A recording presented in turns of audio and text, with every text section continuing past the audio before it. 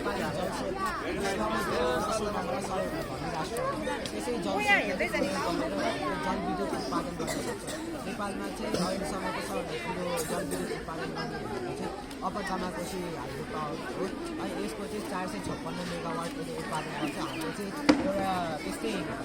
जलविद्युत उत्पादन गर्ने एउटा हाइड्रो इलेक्ट्रिसिटी प्लान्टमा चाहिँ मोडल बनाउँछ यसमा चाहिँ पानी यताबाट स्टोर गरेको हुन्छ र स्टोर गरेको पानीले चाहिँ पोटेन्सियल एनर्जी हुन्छ त्यो स्टोर गरेको पानीमा अनि यहाँ चाहिँ स्ल्यान्डेड पानी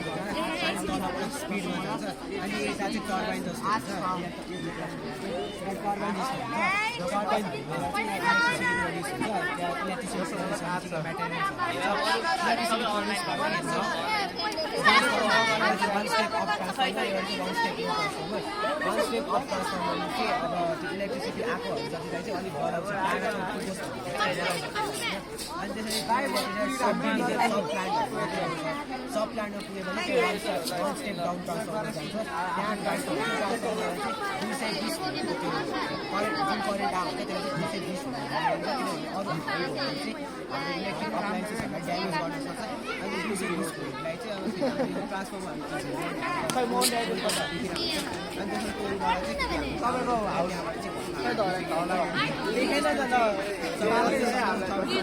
आउने पनि काले अहिले बनिरहेको छ जसको नाम चाहिँ अप्पर यसको क्षमता चाहिँ 12 मेगावाट हुन्छ अहिले नेपालको चाहिँ जलविद्युत उत्पादन गर्ने क्षमता चाहिँ 83,000 मेगावाट रहेको छ तर अहिले चाहिँ हामीले 2001 मेगावाट मात्र अहिले